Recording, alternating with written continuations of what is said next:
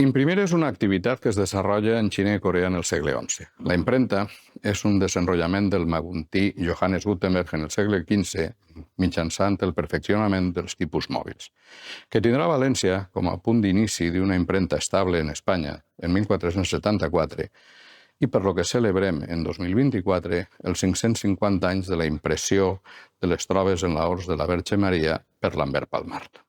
En una premsa com esta que s'exposa en el nostre museu, s'inicia amb els tipus de plom, estany i antimoni que perduraran amb ella el que hem entès com imprenta al llarg de 6 segles. La maquinària, originalment premses semblants a les de prémer vi, es perfeccionen en les anomenades premses de ferro de finals del segle XVIII i inicis del XIX, en les que la tècnica fonamental no varia.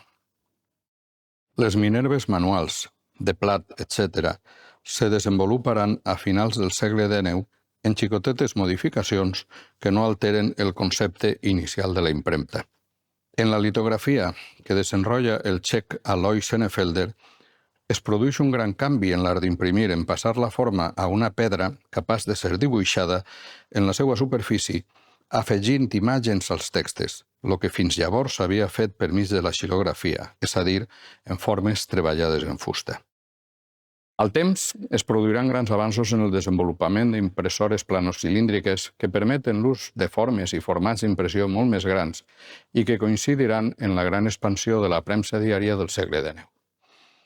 A inicis del segle XX, les impressores tipogràfiques s'automatitzen i faciliten la feina dels operaris, a més d'obtindre molta més producció, però el concepte tipogràfic continua sent el mateix.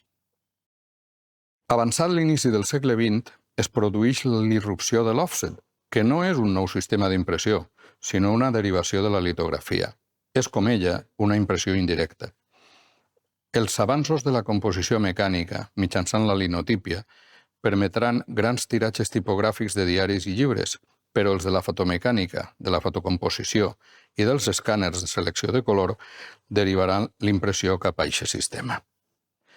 I serà la combinació d'estos equipaments que permeten l'autoedició en l'ordinador, junt el desenvolupament de les impressores digitals, el que transformarà la secular imprenta i derivarà a l'art tipogràfic en una bella artesania del passat i del present.